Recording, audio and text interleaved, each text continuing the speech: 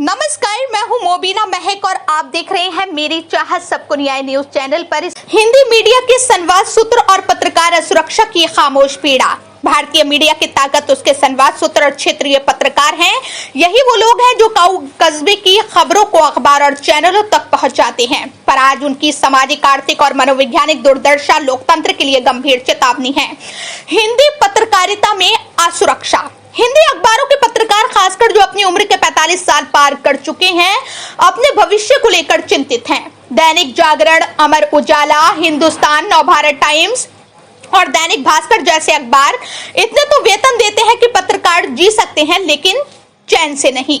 Retirement के समय pension की व्यवस्था नहीं है। अधिकांश रिटायर पत्रकारों को कंसल्टेंट या किसी अन्य आर्थिक सुरक्षा का विकल्प नहीं दिया जाता। मुरादाबाद की एक यूनिट में वरिष्ठ सब एडिटर रिटायर होने के बाद झुग्गी झोपड़ी में रहने को मजबूर हुए। केवल किताबें, कुछ बर्तन और उनकी कलम बची। समाज का रवैया भी उपेक्षात्मक है। पत्रकारिता में जीवन समर्पित करने वाले आज भी अकेले हैं। नतीजा, आर्थिक असुरक्षा और सामाजिक उपेक्षा पत्रकारों को अपनी सेकंड इनिंग के लिए रणनीति बनाने को मजबूर करती है। संवाद सूत्रों की दुर्दशा। संवाद सूत्र मीडिया की रीढ़ है, पर आज भुगतान आसमान और विलंबित। बीमा, पेंशन या स्थायी सुरक्षा का अभाव। अक्सर उनका श्रेय स्थायी पत्रकारों को चला जाता है। ग्रामीण और छोटे कस्बों की खबरें अनदेखी हो रही हैं। लोकतंत्र की सूचना चैन कमजोर हो रही है। मनोवैज्ञानिक असर, असुरक्षा, उपेक्षा और पहचान की कमी से हताशा, अवसाद और आत्ममूल्यह्रास। सेकंड इनिंग के विकल्प।